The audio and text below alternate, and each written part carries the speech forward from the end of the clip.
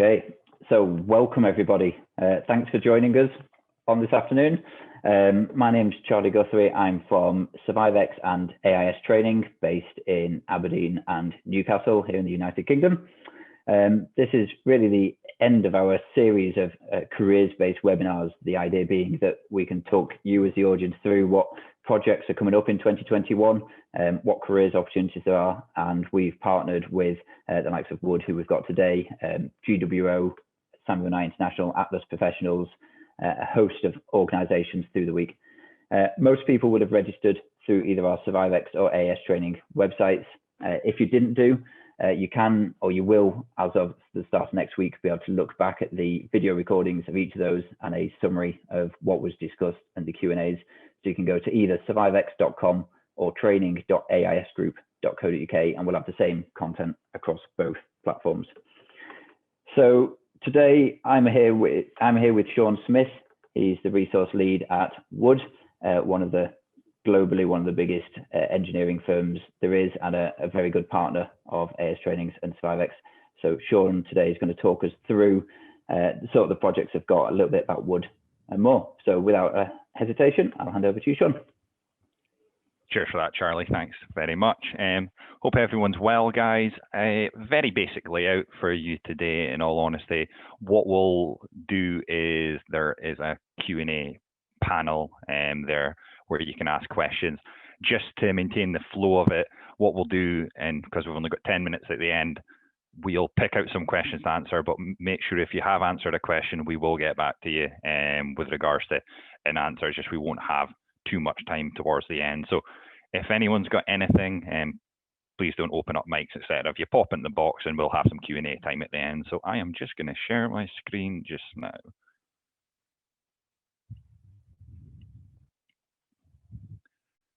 Charlie, if you want to give me a thumbs up if you can see the slide. Oh, yeah.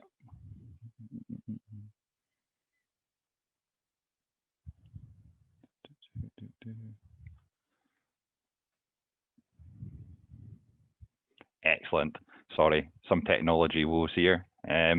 So yeah, as Charles said, my name's Sean Smith. I am the resourcing lead in operations services, which is one of the business lines within Wood. To make it more simple, the operations service line is predominantly oil and gas driven, you know, some petrochemical, some life sciences thrown in, but I work out of our Aberdeen office and work off the upstream and operated assets sort of businesses, which realistically is about 90–95% oil and gas driven. So the majority of the presentation today will be discussing oil and gas projects and what we've got coming up and what is a particularly busy year in 2021. So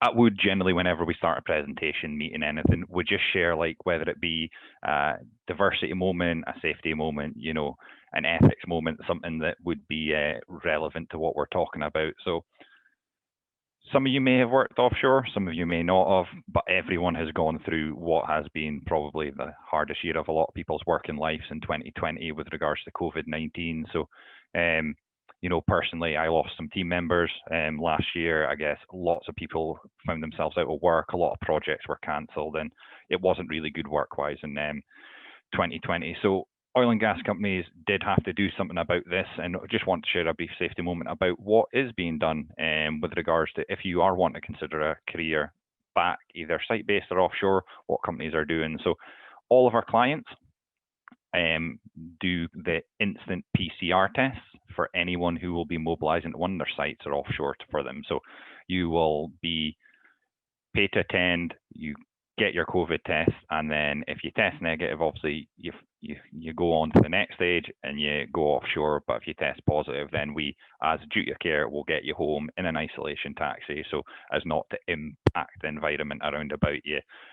There's also medics, either on sites or offshore, who have instant tests as well. If someone starts developing symptoms, same thing, isolate them straight away. There's a room set aside offshore and room set aside in office buildings on site to isolate people if they start showing symptoms, test them. If it's positive, we'll do our utmost to get you away without any other further contacts, etc. So there's been a lot in the media about positive tests. Unfortunately, it's like any other environment. We're not going to be able to 100% control everything, but where possible, we're doing our utmost to ensure that if you're at work for Wood, you will be as safe as possible. So just a wee brief safety moment. So I run a team of 5 here within my service line. So I'm the lead of the team, but I also recruit people as well. So I recruit riggers, deck crew, and lollers. So that's rigging loller focal points. And for anyone who isn't aware, so they are basically the people who produce the lift plans for lifting stuff about. I've got Colton within my team. He's a really experienced trades recruiter. Before he worked for Wood, he worked for AMEC Foster Wheeler, who are now Worley Parsons. He looks after mainly black trades, pipe and plane instrument. I've got Shanice, been with Wood. Oh God, I think I gave her a long service award last year. Been with us about 10 years. So she looks after all our technicians, so electrical, mechanical, instrument. We've got Jerry, got a fairly long service team, to be honest with you. Jerry's been with us now, coming up for about 3 years. Engineering recruiter to trade, but took him on board just to sort of look after our supervision and specialist stuff, the kind of stuff that isn't really high volume, but you have to go looking for. And got John in my team. He looks after all staff positions, because I'll go into a little bit, but the majority of the work that we do recruit is fixed term, weekly paid positions. So it's the type of work, I guess it works for both sides of the argument. From an employer perspective in Wood, what it does is it allows to give us flexibility to up and down man when we have larger projects. But I guess from a employee or candidate perspective, I guess it gives you the opportunity to choose which projects you want to work on. We wouldn't hire you and just say, oh, well, you're stuck at Wood. You can decide if you want to come on for a hookup project or if you want to come on to do construction work, etc. So yeah, that's the team there. I'll explain towards the end, because I've popped up their names there just in case you're on and wondered who looked at them, because large part of what we do would be communication through our social media channels. So if you've got a pen and paper handy, if you're one of those trades, take a note of the name, because you might need it later on. Okay, so key updates and focus for Wood in 2021. Right now, my team have 75 open requisitions. So a requisition is basically what we would call an open position, and a requisition can have multiple different numbers of positions against it. So for example, I've got an open requisition just now for one project that requires 23 of the same trade. That is on one of our projects for Shell, which I'll talk about in a little bit. But so if you can see that just now we've got 303 positions open within the business, and they are all to be filled by July. We generally have a very high workload within our team. So we've only got 2 staff recs open just now with 3 positions overall. It's because generally what tends to happen is we go through spells of recruiting a lot of staff people. So they're monthly paid. There'll be maintenance people off on installations who get a set rota and will be involved in running the platform the whole time. We're waiting approximately 100 more positions coming in as well. So, you know, we've recruited just shy of 200 people so far year to date. Considering we only came back on the 5th of January, that's tremendous. So we're staring down recruiting over and above everyone that rotates normally offshore or goes to site, 650 additional positions in 2021 by July time.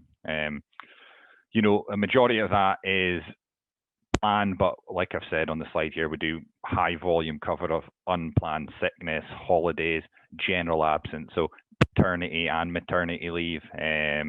We would also cover anything, you know, grievances, etc. If any, not grievances, sorry, you know, any family losses, etc. that people would have to compassionate, sorry, is the word. Anyone that would come off. So the positions I'm talking about, the 650, are planned. They are with our likes of our clients like Shell, BP, and INEOS, who need to do work this year, and have said we will need X number of people to complete Y scope.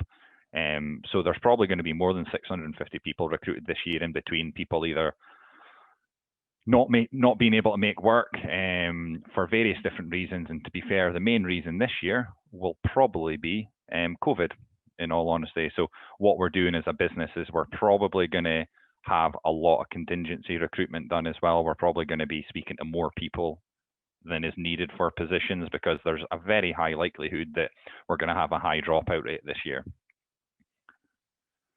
Okay, so we've got realistically 5 main bodies of work that we recruit for. I mentioned them briefly there. So shutdown or turnaround, or which is shortened to TAR.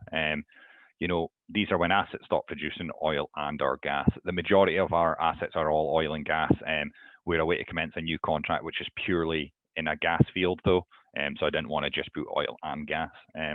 These are usually planned events for essential maintenance and any other work that needs done. They sometimes can be unplanned. That's what happens when, unfortunately, equipment trips and they need to just shut down on an unplanned basis to get it back up and running, but it doesn't happen often. There's a pit stop, which is similar to the above, but you know, generally the duration's a lot shorter. So we may send people for like a week, 10 days, 12 days, for example. We do work for projects and modifications, so that can be done when the platform is live and producing oil and gas. Generally, any changes that can be made around the sort of safety critical equipment, etc. You know, the main project work that we're doing just now, we've got a project with Equinor where we're just making improvements to the platform for like the long term, moving things about, but the platform is still producing. It's not anything that needs us to shut down any equipment to do. And like I said, holiday covers, sickness covers, they in an average year would make up the majority of our covers, but this year we don't envisage that many holiday covers and sickness covers. It'll mainly be project work. Because I mentioned 2021 was busier than previous years. To be honest, we could have ran this exact same presentation in 2020. 2020 was meant to be the busy year for oil and gas, but unfortunately COVID hit and put heat to everything. So what's happened is there's a lot of critical work that needs done out there, and one of our clients, INEOS, they actually, as per this picture, there's a pipeline that goes in Cruden Bay, which is up by Peterhead, which is not too far from Aberdeen. It's one of the main hubs that oil and gas comes into from the Forties pipeline system. So INEOS own and operate that and have decided the Cruden Bay facility, the production that is going through is far higher than was ever planned. So they actually need to increase a lot of the pipe work that's there and move it about and move the facility a bit. So they actually need the oil and gas to stop coming in to do that. So there's a job at Cruden Bay that is being run by another service company, and there's a job on the Unity, which we are going to do, which is valve replacement to ensure that, you know, with oil and gas constantly going through the pipes, there's always going to be some degradation there. So the Unity needs some valve replacement done to it just to ensure integrity, and the Cruden Bay site needs done just so it can increase production. So they're going to shut the pipeline for 3 weeks. So what happens then is everyone who, all the operators who basically have these assets who would normally be pumping oil and gas 24/7 through these pipes are no longer able to. So it's going to cost them, dependent on, you know, what the oil and gas price is, it's going to cost them a set amount of day in lost revenue. So instead of just taking that on the chin and not doing anything, what they do is they do all the work at that time. They're just going to do all the work they need to do while they can't produce anything anyway. They'll get in all the safety critical stuff. They'll do any planned work that couldn't really be done when the platform's operating. So that main period, as from the slides, from the 27th of May to the 16th of June, INEOS will cease production through that pipeline.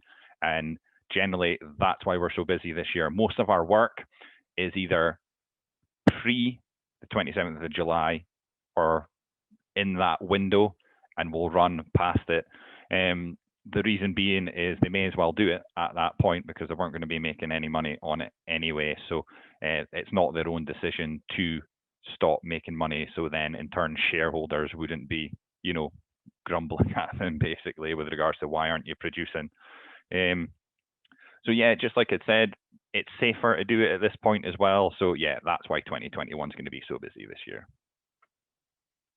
So one of our largest projects is with Shell. This is a photo of the Shearwater. We've got work on Nelson, Gannet, and Shearwater. Nelson's about 20 that we're going to be recruiting. Gannet's really small. It is a really small pit stop, so I've not mentioned it too much. But so Shearwater's it's a normally manned, so that means people are on it at all times. It's PUQ, and it's got a linked wellhead platform, and this is a little bit of blurb from the Shearwater from Shell's website. Would have 2 contracts with Shell. We've got one for maintenance, which is called our OMS contract, and one for modifications, which is the MSO contract. So it's manpower supply that we have those. So our main job at Wood is basically just to provide people. So 2 main projects. The first is the mods one that's mainly upmanned due to people finishing up on other things. So that was about 140 that have been recruited so far for it. But from May, we've got an additional 200 people we'll need. Be a barge campaign, a lot of people a lot of people on the barge with a walk to work campaign over from the barge. So yeah, that's one of our main areas of recruitment. Mixed trades that we'll need I'll go into the trades later on, but literally everything we'd be looking for that project there. We've got work, like I mentioned, on the Unity. It's normally an unmanned installation, so people don't live on that full time. So same again, need to be a vessel up against it, and will be people going over to work on it as and when. About 40 people we'll need for that, so it's a fairly large upman as well, and between 40 and 50 mixed trades at pipe fitters, platers, riggers, and electrical techs, and that is mainly for valve replacement, as I'd said. And finally, we've got the ETAP. The ETAP is doing a lot of work just now. It is a manned installation out round about 6 oil fields. So the ETAP's one of the most complex platforms that we operate on. BP are the main operator on it. They are doing a subsea tieback to a new oil field called Seagull. So a subsea tieback is basically just making sure they've got enough pipe under the sea just to get to the new oil field that they've discovered. So to do that, they've got to make some changes on ETAP itself. So that's what our guys will be going out to do, and that's just pipe fitters and riggers, approximately 60 to 70. So that makes approximately the figures of just over 300 plus some more that we'll be waiting for, like I'd spoken about at the start of the presentation. So the trades positions we will be looking for at Wood as follows. So they're just on the screen there, but the highest numbers are riggers and pipe fitters. For the INEOS job, we'll also need a high number of platers just because of some of the structural work that needs done. Deck crew is a position we recruit. We don't need as many of those, but they generally assist the riggers. And we need we need multiple electrical and mechanical positions for the Shearwater as well, just because of the work that's going on out there. And I've said construction supervision, but any level of supervision, really, if you've worked on the tools at any point and have man management experience, we're more than happy to hear from you. So I guess now the bit that ties in with why we're here today and partner. So AIS are our TMS provider. They do a lot of great work for us, and we have to get people up to a certain standard of training to be able to employ them at Wood. So for all the trades positions mentioned, minimum standards wise, we'll need BOSIET or FOET, which is just like the basic offshore survival training. We'll need MIS, which is just minimum industry safety training. It's an online CBT. We need people to have an OGUK medical and a recognised trade qualification. So that could be time served apprenticeship, a vocational qualification. So that's the NVQ system in England and the SCQF system in Scotland, or City and Guilds. In all honesty, it depends on the age of the person we're recruiting and the trade that they're going in, dependent on if they have all of them or one of them or 2 of them, to be honest with you. And like I said there, in addition to the following, certain of our trades need additional training as well to fulfill their role. So for example, riggers and deck crews nowadays generally don't serve time like other trades do. It's considered a supplementary role. So you used to get a lot of rigging apprenticeships, and a lot of offshore riggers come from like a steel erecting background, for example. But generally nowadays, it is something that people go through and do ongoing competence with. So that's the OPITO Rigging Assessment. You start off with a level 1 and you go on and do some lifts, get your level 2, and then you can sit a practical test, which is your stage 3. They've got expiry dates on them of 2 years. Electrical and instrument techs, we need them to have CompEx units EX01 through 04. So it's basically the hazardous area units of CompEx. There's quite a number of CompEx units, but in oil and gas, we only need 01 through 04. That is a course that is not run by AIS, I believe. Oh, you do? Oh, sorry, apologies, Charlie, nodding away there. But yeah, it is a course that has quite a long lead time with regards to. Oh, Newcastle, perfect. All right, there we go. With regards to doing that, it's quite an onerous process. You've got to go through quite a lot of textbook written work, and generally you'll find if you've worked in the industry, a lot of it is really applicable, but you may struggle with a lot of the hazardous area stuff if you haven't worked in the industry. And finally, pipe fitters and our mechie need MJI10, which is it's basically hand torquing joints. There's various other torquing training that you can do, but the minimum we would need people have at Wood is the hand torquing. Then you can go on and do a technical test as well with regards to that. So I guess the last stage is, how would you apply if you were interested in working at Wood? So we've got our general careers website. What you do is, obviously, I've got the link there, but if you just search Wood Careers, you'll get on the page, you create a profile, you pop in all your details, and then what my team do quite regularly is go and see if there's anyone new being added. We add them into our talent pools if you have the correct suitability for employment. I'd say follow Wood on social and professional media. So there's a Facebook page, a LinkedIn page.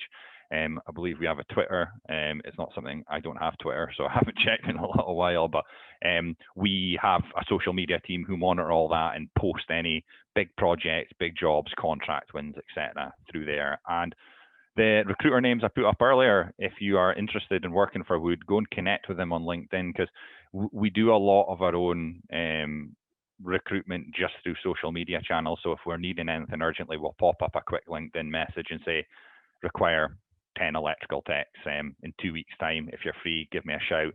Due to GDPR, we'll always put you back through the system as such, so you can apply for the role, but it's a good way to start a conversation, in all honesty. So that's the three main methods, especially in the type of recruitment that my team do, because it's fast-paced. We sometimes even get as little as 24 hours notice to fill roles. So best way is always through social media and reaching out from there. Okie dokie. So what I'm going to do is it's question time now, so I'm going to stop sharing my screen. I'm going to let Charlie take over, and yeah, if you've got any questions, pop them in the box, and I'll try my best to answer them. But thanks for listening, guys. Hey, Sean, that was great. Thank you very much. It was it's good to always link Wood with some of the big names on there. Wood in itself is a recognizable company, particularly in our industry, but I'm sure if people are coming in from very diverse industries, then maybe they haven't heard of Wood, but to then link that with your Shells, your BPs, your Ineoses, they're some big companies. And also the employment figures as well. There's been a lot of bleak news, like you said at the outset, in the oil and gas industry. But I see figures like 9,000 people every day still traveling offshore, so every week traveling offshore. So it is still busy out there, but maybe it is a different kind of busy than it was a few weeks ago. And like you say, this 40 shutdown will drive a lot of activity in the first half of this year. We've been getting a lot of questions, so I'll start firing some at you. So a couple of kind of specifically, do you take these sort of people on questions? There's a lot of chat about pipe fitters, platers. Do you take on welders? Does Wood have welding teams? In all honesty, historically, yes. For upstream and operated assets, not so much anymore. We did recruit a high number for our process and energy business, which is basically onshore sites.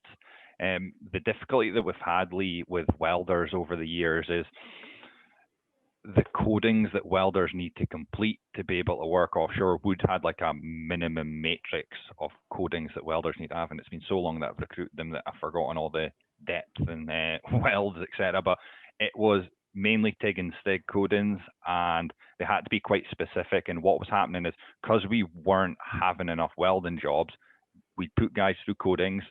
They pass them, of course they pass them, but then if they're not stamped up every 6 months, they become not relevant anymore. So our projects weren't willing, or basically our clients weren't willing to pass on the cost for welding codings. So generally what a lot of our projects do now is the welding subcontracted out. It normally goes to one of two main providers. For upstream, it's normal global, or it would be, the likes of a Cansco engineering that would go out and do that, just because they have welders on employed full time. So they have inspectors working for them that can constantly update their welding codings. Great, that's good. And And I'm just going to take a question from David, who's got his CCNSG and his rigger, but I suppose we could make that slightly more generic in terms of when you see people coming to you for work, or you're taking people on and they're not currently in oil and gas, you know, what sort of sectors are they coming from? Is it, you know, like, I think he's David's shipyard, or is it agriculture, military?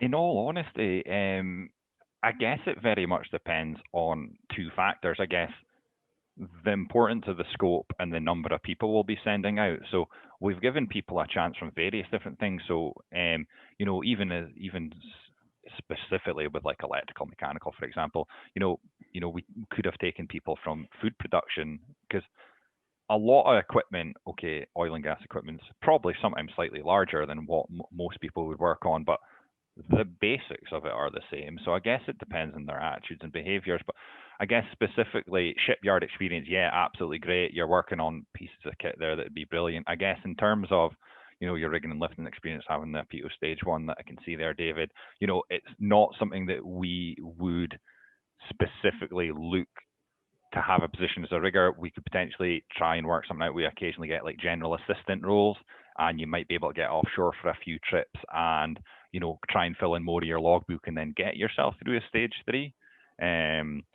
You know, I noticed Callum had put in about traineeships as well there. Yep. Not so much these days. We've ran them in the past.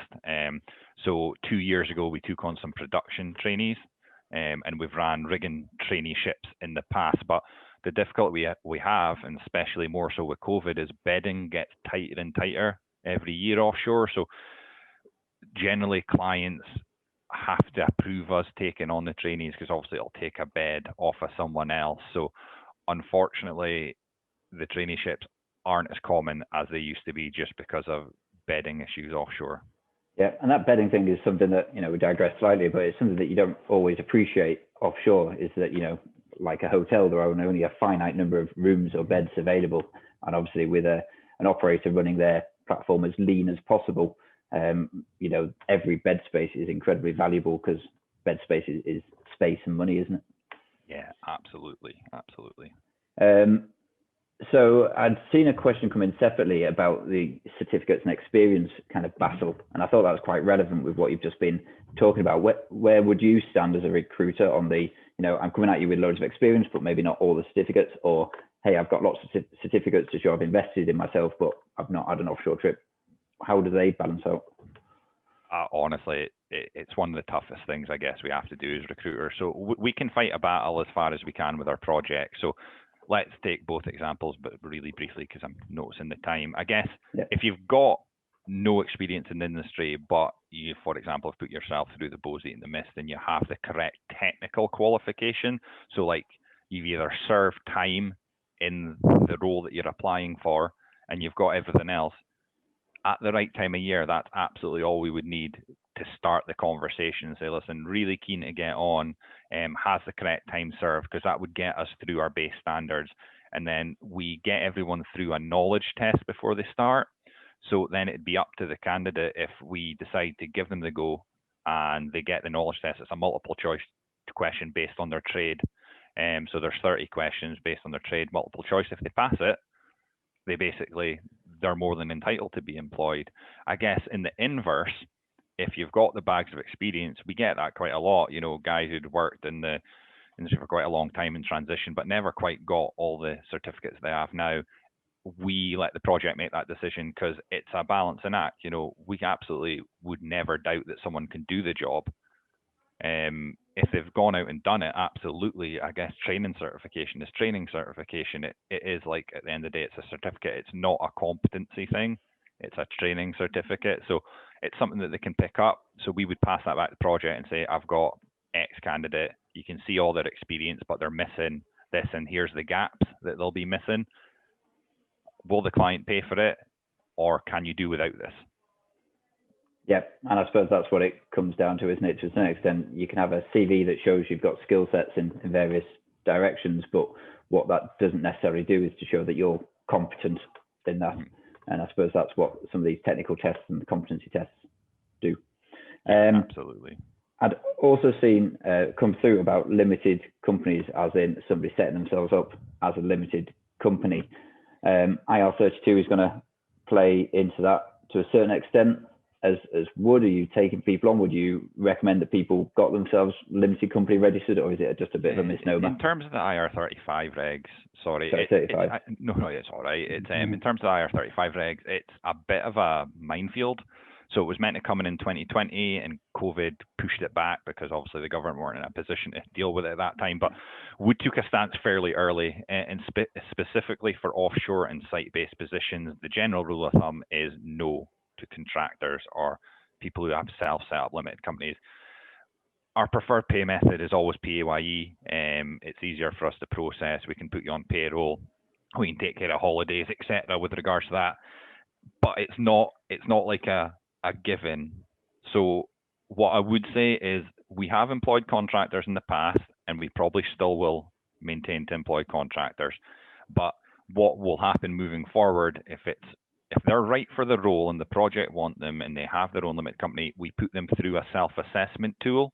And we have an external provider that we would get all the details from the person, put them through the self-assessment tool. And if it turns out that this person isn't truly a contractor, because that's basically where the definition is, there's a lot of issues with, is this person actually a contractor, or are they just setting themselves up to avoid tax? So there's a handy self-assessment tool we'd have. We put them through it. If it says, listen, these guys aren't a contractor, they should be employed by Wood, we wouldn't be able to take them. I don't want to say this to like 100% agree, but I'll be honest, 95% of people who work offshore should be employed directly.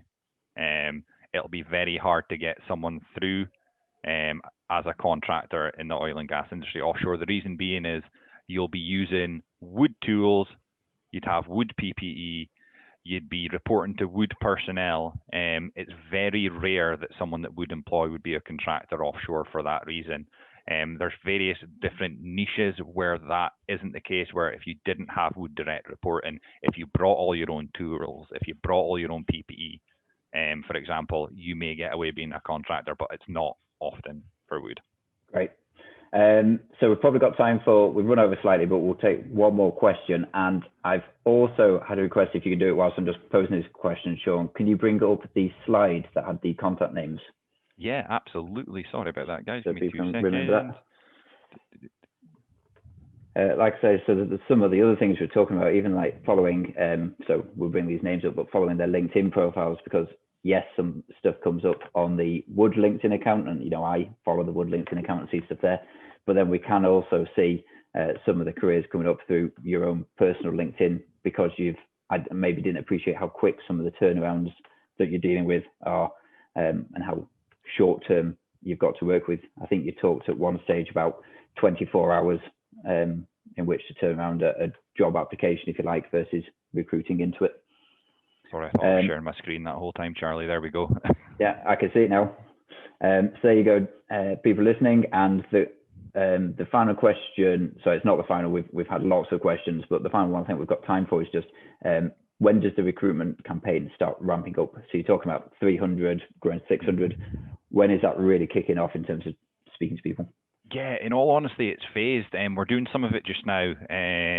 So what we're trying to do because of COVID is recruit quite far in advance. One, to monitor interest rate, because a lot of people have decided not to maintain themselves in the industry because of how bad a year 2020 was. But also our clients need advance time to get names in their booking system, organize COVID tests for them.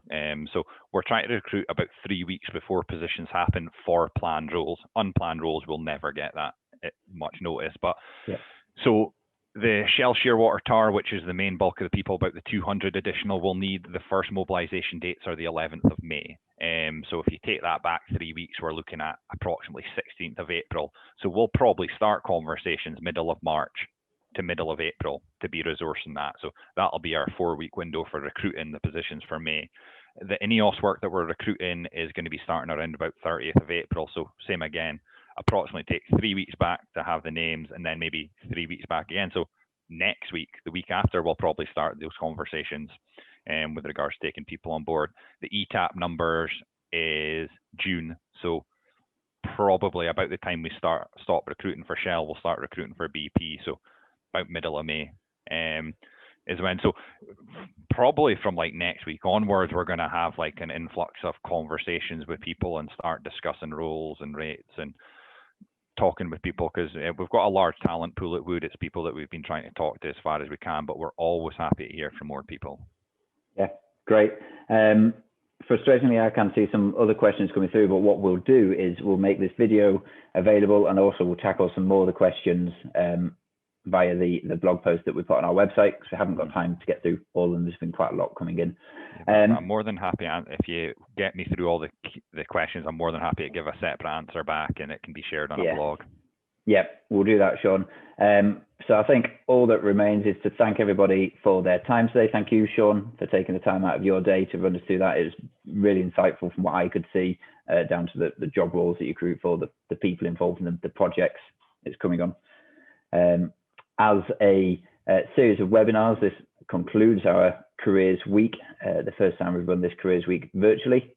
So I'm very grateful for everybody joining, and to show it has been a success and given us some food for thought about continuing some of these on in the future to help people out.